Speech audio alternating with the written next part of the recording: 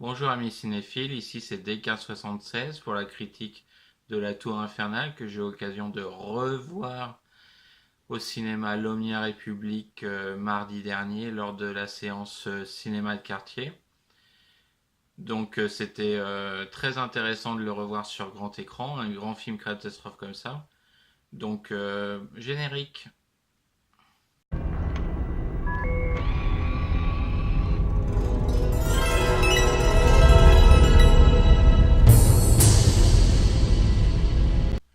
À San Francisco, le plus grand gratte-ciel du monde va être inauguré. Son architecte, Douglas Roberts, voit cette soirée tourner au drame lorsqu'un court-circuit provoque un incendie et bloque les convives au 135e étage du bâtiment. C'est Michael O'Laran, le capitaine des pompiers de la ville, qui est chargé de commander l'opération de sauvetage. La Tour Infernale est réalisée en 1974 par John Guillermin. John Guillermin a réalisé également King Kong en 1976, ainsi qu'un des épisodes d'Agatha Christie, Mort sur le Nil, en 1978. Au casting de La Tour Infernale, une pléthore d'acteurs, dont Paul Newman, Steve McQueen, William Holden, Faye Dunaway, Fred Astaire, Richard Chamberlain, mais aussi O.J. Simpson. Le tournage de La Tour Infernale sera émaillé de petites guéguerres entre les deux acteurs principaux que sont Paul Newman et Steve McQueen sur le nombre de répliques que chacun a dans le film, donc la place que chacun aussi ont dans le film. La Tour Infernale marque à la grande époque des films catastrophes au même titre que l'aventure du Poséidon. Ce genre de film rassemble une pléiade d'acteurs autour d'une catastrophe à faire trembler les spectateurs. Le but de cette soirée cinéma de quartier, c'était de revoir La Tour Infernale sur grand écran, donc dans une copie numérisée et en version originale sous-titrée. C'est un film que je n'avais découvert uniquement à la télé, donc ça fut un grand plaisir de le revoir sur grand écran. Le film a beaucoup vieilli en ce qui concerne son introduction, mais garde toute sa force concernant la catastrophe. Le film dure 2h45.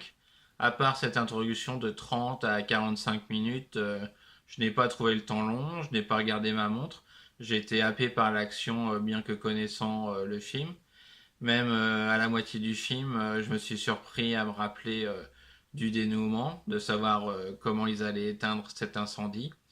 Sinon, à part cela, il y avait pas mal d'épisodes héroïques, donc le sauvetage avec la nacelle, mais aussi les moyens d'aller chacun en étage. Donc bien sûr, c'est un peu particulier, donc on repense évidemment à la réalité du 11 septembre, mais aussi à tous les films catastrophes qu'on suivi par la suite.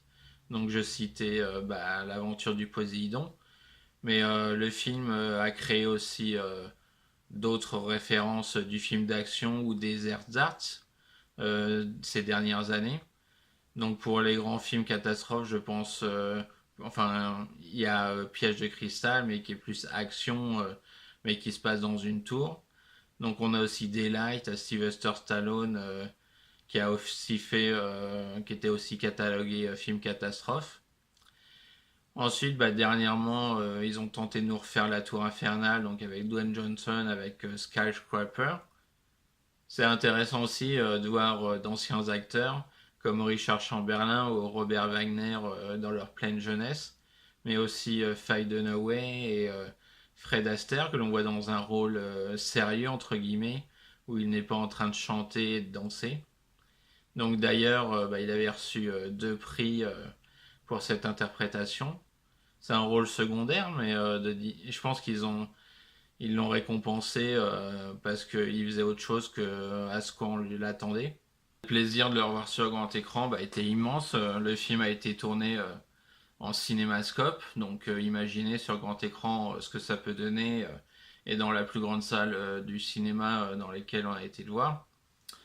Donc la copie numérisée était une bonne facture, mais pas aussi bien restaurée que l'image du Blu-ray qui est sortie. Donc film qui est disponible, que j'avais eu en import anglais. Je sais pas s'il est sorti en France. Mais en tout cas, concernant le doublage, malheureusement, l'édition Blu-ray a le nouveau doublage français. Donc d'où l'avantage de regarder les films en version originale sous-titrée avec la voix des acteurs, mais aussi leur intonation, ce genre de choses. Ce qui est intéressant dans La Tour Infernale, c'est qu'on suit le parcours de plusieurs personnages. Alors je pense que c'est le grand défaut des films actuels où on se concentre sur un seul personnage et les personnages secondaires sont mis un peu de côté. Alors que là, on suit avec intérêt le parcours de chacun, ça dynamise l'action, des effets spéciaux qui restent toujours aussi impressionnants par rapport à l'utilisation du feu. Donc tout cela, ça m'a fait penser à d'autres films où le feu est utilisé, Backdraft de Ron Howard, où c'était tourné en réel également. Donc on se demande comment ils ont tourné. On se dit à l'époque, c'est un sacré défi de se tourner dans ces conditions.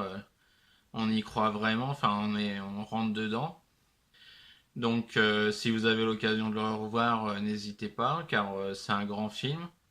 Donc qui a certes vieilli dans son introduction, mais qui reste efficace concernant les scènes de bravoure et je dirais pas scènes d'action parce que l'action, enfin c'est surtout psychologique aussi avec ce que l'on voit à l'écran. Voilà, c'est pour cette petite critique et bon visionnage et continuez à aller au cinéma. Salut, bye. On a eu de la chance ce soir. Il y a eu moins de 200 morts. Vous savez, un de ces jours, on réussira à en tuer 10 000 dans un de vos pièges à feu. Et je continuerai à bouffer de la fumée et à ramener des corps. Jusqu'à ce que quelqu'un nous demande comment les bâtir.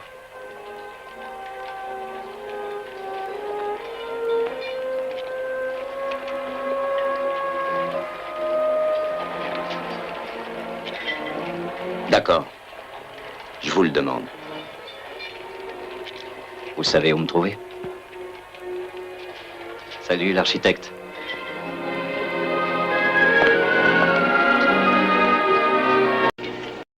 On a eu de la chance ce soir.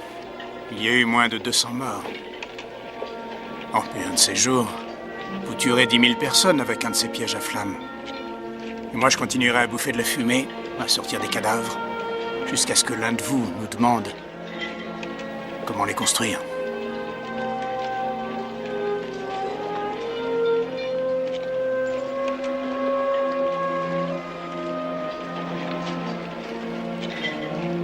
D'accord. Je vous le demande. Vous savez où me trouver. Au revoir, l'architecte.